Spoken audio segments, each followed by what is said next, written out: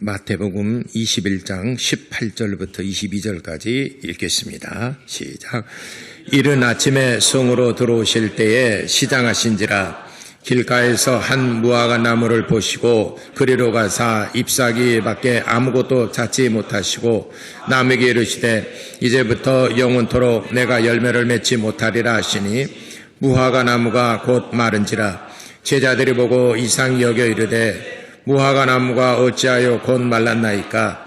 예수께서 대답하여 이르시되 내가 진실로 너희에게 이르노니 만일 너희가 믿음이 있고 의심하지 아니하면 무화과 나무에게 된 일만 뿐 아니라 이 산더러 들려 바다에 던져지라 하여도 될 것이요 너희가 기도할 때 무엇이든지 믿고 구하는 것은 다 받으리라 하시니라. 아멘.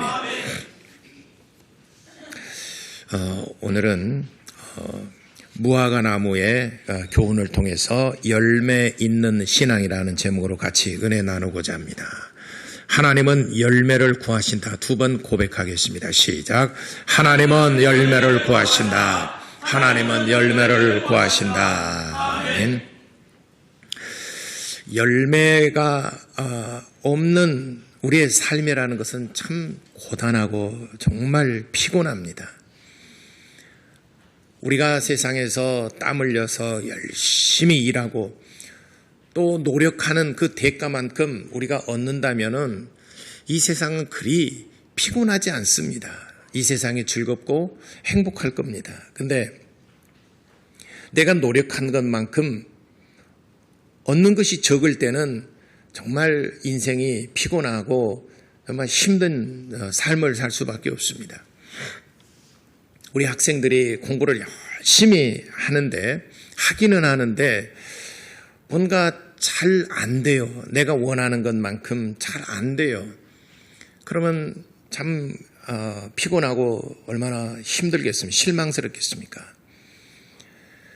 또 여러분들이 일한 것만큼 우리가 소득을 얻는다면 좋겠지만 또 때에 따라서는 그렇게 내가 노력하고 땀 흘리는 것만큼 소득을 얻지 못한 경우가 굉장히 많단 말이죠. 이 격언에 이런 말이 있죠. 땀은 거짓말하지 않는다. 정말 들어보셨죠? 땀은 거짓말하지 않는다. 근데 제가 목회하고 또 세상을 살면서 이 말에 대해서 의심하기 시작했어요. 목사가 의심하면 안 되는데. 땀은 거짓말하지 않는다. 근데 의심하기 시작을 해요. 왜냐하면 여러분들이 이 세상 살면서 수고 안 했습니까? 이 세상 살면서 노력 안 했습니까? 여러분이 할 만큼 했고 때에 따라서는 내가 원하는 것들을 얻기 위해서 얼마나 수고하고 얼마나 노력하고 애썼습니까? 근데 여러분들이 원하는 것만큼 얻지 못하고 내 마음을 흡족하지 못한 게 사실이지 않습니까? 그래서 땀은 거짓말하지 않는다 하는 것에 대해서 의구심을 갖기 시작을 했어요. 아, 땀은 거짓말할 수도 있는구나. 내가 노력한 만큼 얻어야 되는데 그렇지 못한 경우가 우리의 삶 속에 허다하다 이 말이죠. 운동하는 선수가 상을 얻기 위해서 그리고 연봉을 더 많이 얻기 위해서 얼마나 많은 노력을 하고 얼마나 많은 일을 씁니까? 그리고 그 연예인들 그 유명한 스타가 되기 위해서 나를 불러달라고 하기 위해서 얼마나 정말 노력하고 애쓰고 얼마만큼 노력합니까? 저는 예전에 몇몇 분들이랑 안동에 간 적이 있어요. 안동. 그래서 안동에 강고등어가 유명하잖아요. 먹고 우연히 가다 보니까 안동역이 나서 목사님 여기가 안동역이에요. 저는. 근데 안동역이 왜요? 여기가 안동역이에요. 저는. 안동역 써줬구만.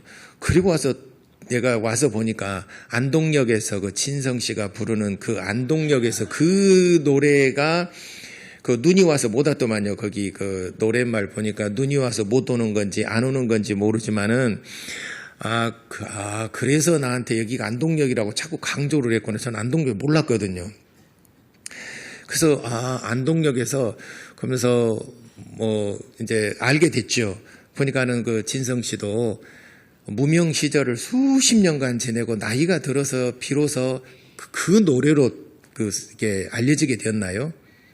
안동역에서 그 노래로 알려지게 된 것 같은데 그분도 나이가 꽤 50이 넘어서인가? 잘은 모르겠지만 하여튼 간에 나이가 들어서 그 노래 하나로서 이제 세상에 빛을 보게 됐고, 그 전에는 수십 년간을 무명세월로 정말 그 운동선수나 연예인들은 이름을 날리지 않으면 배고픔의 시절을 진짜 많이 겪거든요. 뒤늦게사 나중에 이분이 이 안동역에서라는 이 노래로 이렇게 세상에 빛을 보게 되었구나. 그래도 그나마 다행이죠. 근데 평생 무명으로 지내다가 정말 힘들게 지낸 사람들이 거의 태반입니다. 운동선수도 그렇고 연예도 그렇고 그분들뿐만 아니라 우리의 삶 속에서도 그렇습니다. 내가 노력하고 수고했지만은 원하는 내가 정말 이 땅에서 행복하게 살아가지 못하는 경우가 굉장히 많아요. 그분들이 연습 안 하고 그분들이 노력 안 했겠습니까? 자기 일생을 걸고 노력하고, 목회자도 마찬가지예요. 자기 일생을 걸고 목숨을 내 걸고 그렇게 수고를 하지만은, 그러나 참 이 세상이 어렵다는 거죠. 그래서 저는 그러면서 우리 동료 목사님들 보면서 열심히 하거든요. 땀은 거짓말하지 않는다, 이 말에 대해서 의구심을 갖게 되었고, 땀은 거짓말할 수도 있다. 그런가? 그러면 땀 흘리지 말아야 될 것인가? 그래서 제 나름 한 결론 내린 게 있어요. 그게 뭐냐면은, 우리가 땀을 흘려서 내 분야에 대해서, 학생은 공부하는 거, 여러분 돈 버는 것이고, 각 자기 분야에서 노력을 애쓰는 수고로움 위에 하나님이 복을 입혀주셔야 되겠다. 하나님이 복을 씌워주셔야 되겠다. 하나님이 복을 주셔야 되겠다. 그래야 그 수고가 결코 헛되지 않겠구나 하는, 저는 신앙적으로 결론을 그렇게 내렸어요. 맞습니까? 그래서 잠언서 16장 그랬습니다. 모든 일의 경영은 너희가 할지라도 그 일을 이루시는 분은 하나님이시니라. 할렐루야. 우리가 아무리 경영하고 수고하고 이루기 위해서 노력한다 하더라도 그것을 열매를 맺게 하시는 분은 하나님이시다, 이 말이에요. 하나님께서 내 삶을 이끌어 주셔야 우리가 보람되고 행복한 것입니다. 여러분이 하나님 없이 여러분들이 아무리 수고를 하고 수고를 해도 잠시 뭔가 여러분들이 얻을 수는 있을지 모르겠지만, 그러나 행복하지는 않습니다. 말라기 1장에 보면은 하나님께서 야곱은 사랑하셨고 에서는 미워하였더라라고 그랬습니다. 근데 이 세상에서 삶을 보게 되면 에서가 더 멋있게 살았어요. 그래서 에서는 자기가 살던 고향을 땅에서 떠나서 사해바다 아래쪽에 비옥한 땅, 그 세일산, 아주 비옥한 땅을 차지를 했습니다. 지금의 말하자면 에돔이 있는 곳입니다. 에돔은 모압과 암몬의 그 아래쪽에 정말 그 비옥한 땅입니다. 지금은 그 요르단 땅이죠. 근데 당시에는 사해바다 아래 정말 에돔 족속이 사는 비옥한 땅에서 멋지게 한 나라를 일구며 살아갔습니다. 야곱에 비해서 야곱은 아버지의 그 살던 터전을 기초로 삼아서 거기에서 살았습니다. 세상적으로 말하자면 에서가 훨씬 더 멋있고 야성적이고 멋있게 살았습니다. 그렇지만은 하나님이 보실 때에 야곱을 사랑하셨고 에서의 그 후손들을 미워하셨더라라고 그랬어요. 그래서 에서의 후손들을 에돔이라고 그럽니다. 그래서 에돔 족속을 이루고 많은 것을 이루었어요. 그래서 에서의 후손은 생각하기를 우리가 이 나라를 일구었다, 우리가 이 땅을 일구었다, 우리가 이 위대한 일을 했다라고 할 때에 하나님께서 내가 너희가 이룬 것을 내가 헐어버리리라. 내가 헐 것이다. 너희가 거의 정점에 달아서 네가 이제 이것이 행복이다 열매를 거둘 무렵에 내가 헐을 것이다 라고 하나님 말씀하시니까 에서의 후손 에돔이 말하기를 그럼 우리가 또 다시 세울 것이다. 하나님이 허실지라도 우리는 또 다시 세울 것이다. 또 하나님 말씀하십니다. 너희가 또 다시 이룰지라도 내가 다시 헐어버릴 것이다. 그렇다면 우리가 또다시 세울 것이다. 하나님하고 끝없이 대적을 하고 대항을 하고 하나님 없이도 살 수 있다라고 생각하면서 나라를 건설한 족속이 에서의 후손 에돔입니다. 그러니까 그 인생이 얼마나 피곤하게 여러분 생각해 보세요. 내가 뭔가를 다 정말 노력해서 거의 이루었는데 무너져 버렸어요. 또다시 일굽니다. 거의 열매를 맺으면서 또다시 무너집니다. 그 인생이 얼마나 피곤하고 얼마나 힘들겠습니까? 하나님이 미워하시니까 말라기 1장에는 그렇게 한다라고 말씀하셨습니다. 그러니까 그 수고로움 위에 하나님이 복을 주셔야지 하나님과 대적하고 내가 하겠습니다 하는 것은 결국 남는 것은 고통뿐입니다. 피곤함뿐입니다. 그러니까 말하기를 인생은 참 피곤하다. 인생은 정말 허무하고 인생은 너무너무 힘들다라고 말합니다. 인생은 고통이다. 하나님께 복을 받지 못하기 때문에 그런 것입니다. 그래서 우리의 수고로움 그 땀방울 위에 하나님이 복을 더하여 주시면은 우리의 인생이 행복하고 우리 인생이 정말 복되다는 것을 여러분들이 믿으시게 되기를 바랍니다. 그러니까 우리의 삶 속에서는 열매가 있어야지 돼요. 우리가 정말 열매를 얻을 때 기쁨이 있는 겁니다. 감사가 있는 것이죠. 여러분들이 한 달 동안 일해서 여러분들이 생각한 것만큼 소득을 얻었어요. 기쁨이 있죠.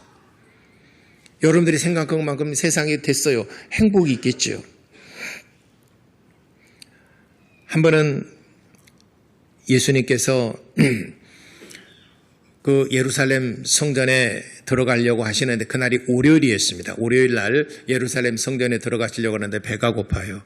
그래서 무화과 나무를 향해서 뭔가 먹을 것을 좀 찾아보는데 열매가 없어요. 지금 예수님께서 열매를 구하는데 열매가 없고 이파리만 무성합니다.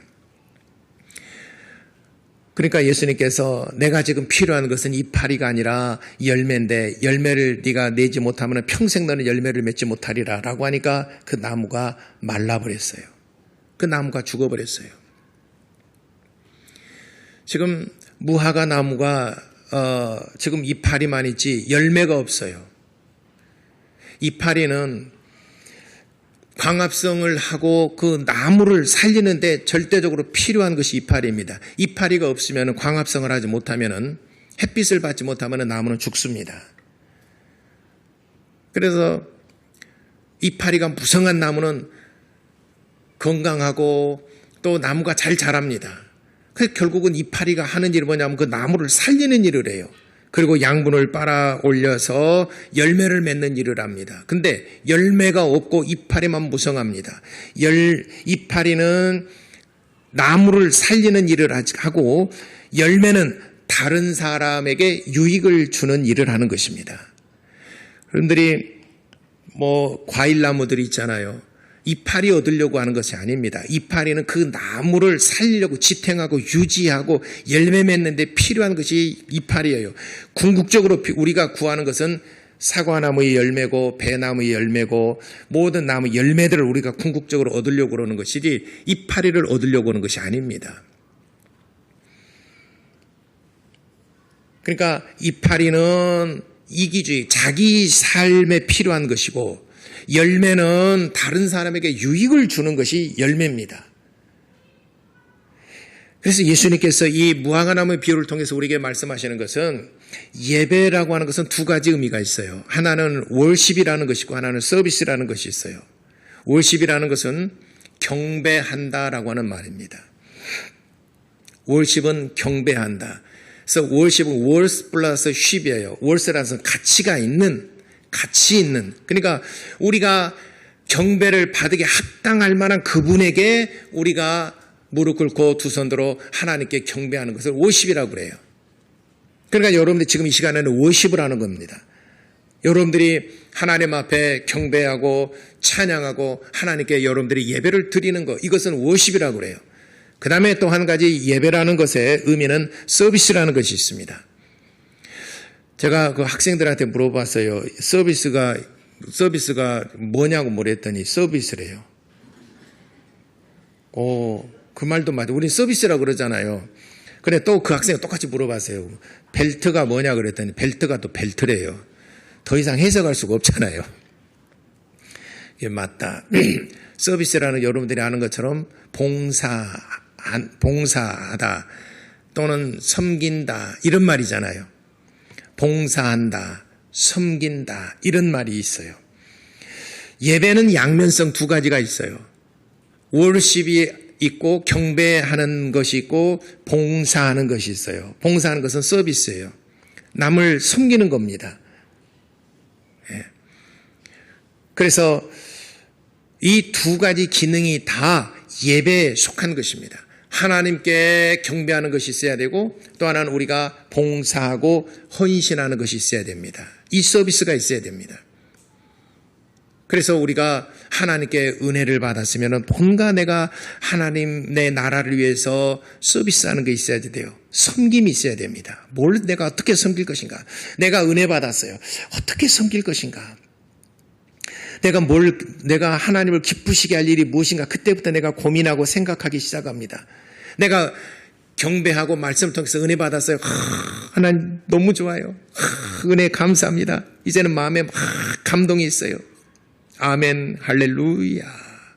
그리고 아무 서비스하는 거 그 액션이 없다면은 과연 그 은혜가 그 경배, 월십을 하나님께서 기뻐 받으셨지만 이건 반쪽짜리 신앙이에요.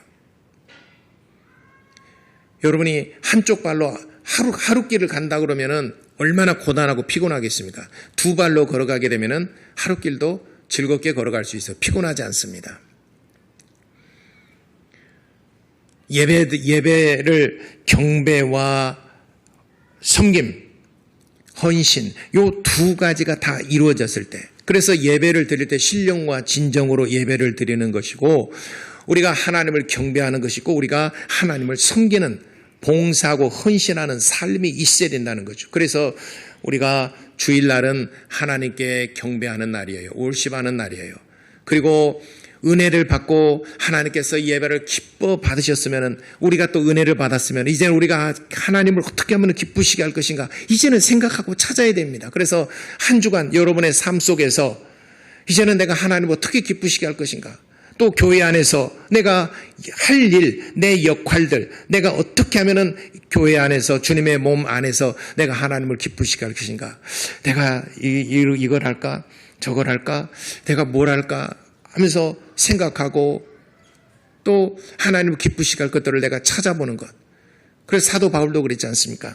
너희가 하나님을 기쁘시게 할 것이 무엇인가 한번 너희들이 생각해보라. 빌립보 교인들을 향해서 에베소 교인들을 향해서도 너희가 어떻게 하나님을 기쁘시게 할 것인가 한번 생각해보라.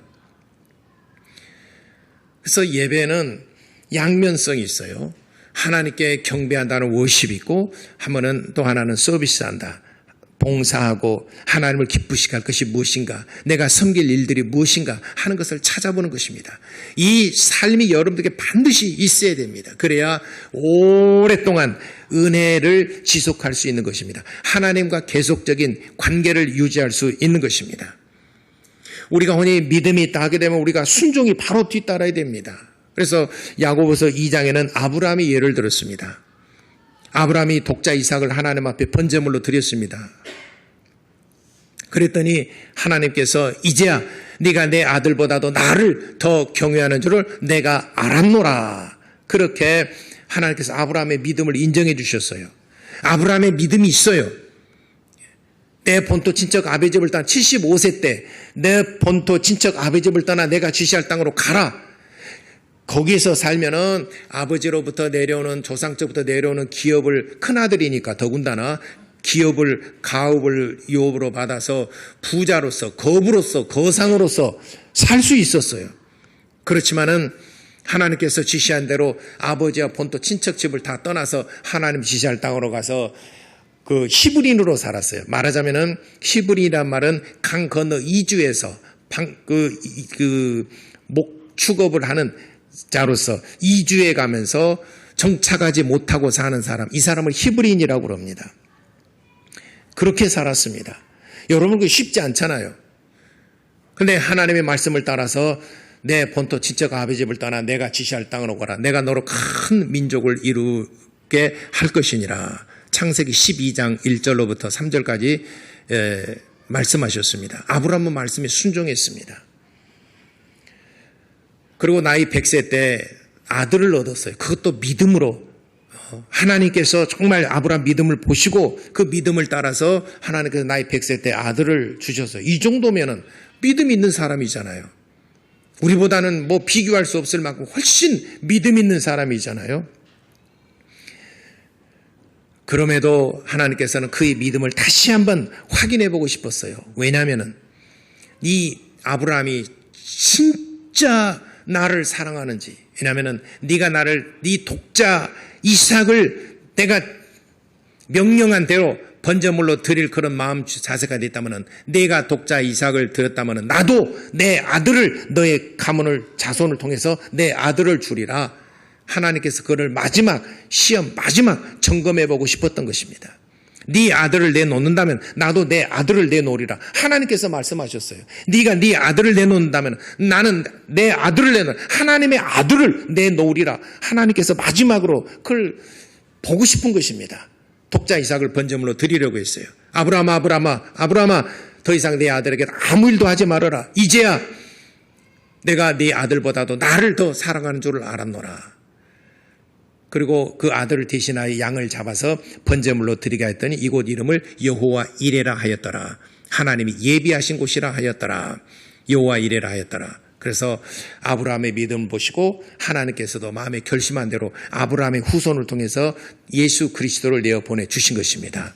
하나님께서 아들을 내놓으셨어요.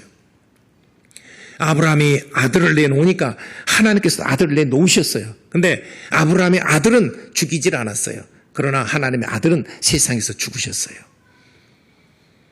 그 믿음을 보고 싶은 것입니다. 그래서 믿음에는 순종이 있어야지 돼요. 우리가 음식을 먹으면 배가 부르잖아요. 그런 것처럼 우리가 믿음이 있으면 반드시 순종이 있어야 돼요.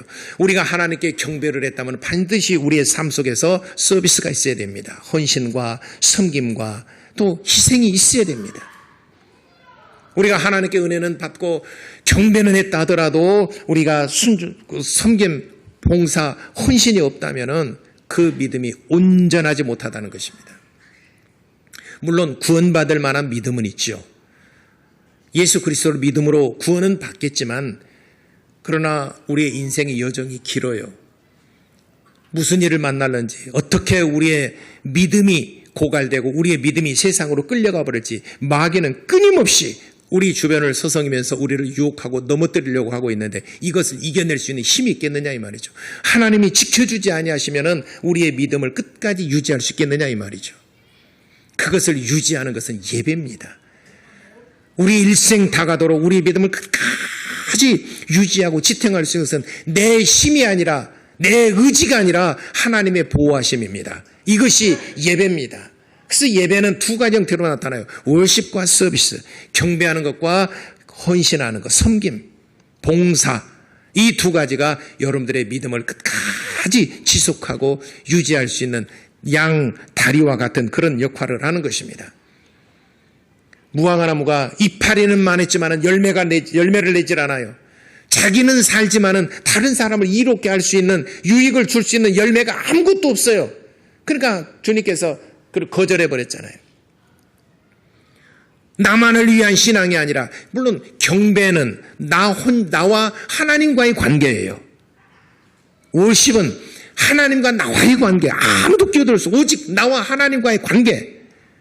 예수 그리스도의 중재를 통해서 하나님과 나와의 만남이 경배예요. 월십이에요. 그러나 이제는 열매를 내는 다른 사람을 이롭게 하고 다른 사람이 시장할 때 배고플 때 뭔가 유익을 줄 수 있고 심지어는 생명을 살릴 수 있는 그런 유익함이 있는 열매 있는 신앙, 그것이 우리는 예배 가운데 월십의 또 한편으로는 섬김, 서비스라는 거예요.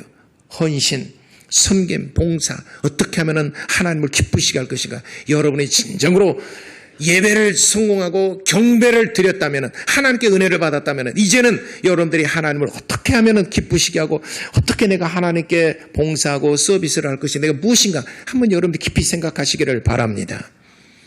오늘은 지난 1월 첫 주부터 4주 동안 계속 예배에 대해서 오늘은 예배 여기까지 그 4주 동안 예배는 하도록 하겠습니다. 지금 우리가 신자의 5대 의무 실천하는 해이기 때문에 첫째 예배에 대해서 한 달 동안 1월 달에는 예배에 대해서 말씀을 드렸는데, 예배는 이론이 아니고 실질적으로 하나님께 경배하는 것이고 또 다른 한편으로 우리가 하나님을 섬기는 겁니다. 봉사하는 것입니다. 그래서 예배 찾아보게 되면은 그 어느 곳은 뭐 네이버든지 사전에 찾으면 예배하면 월십, 서비스 두 가지가 나와요. 항상 두 가지입니다. 내가 여러분들의 이렇게 손을 딱 내밀으면 손바닥만 가게 아니라 손등도 같이 가요. 손바닥과 손등이 함께 있는 것처럼 예배는 두 가지 의미가 있어요. 하나님께 경배하는 것과 또 하나님을 섬기는 삶이 있어야 된다는 것입니다.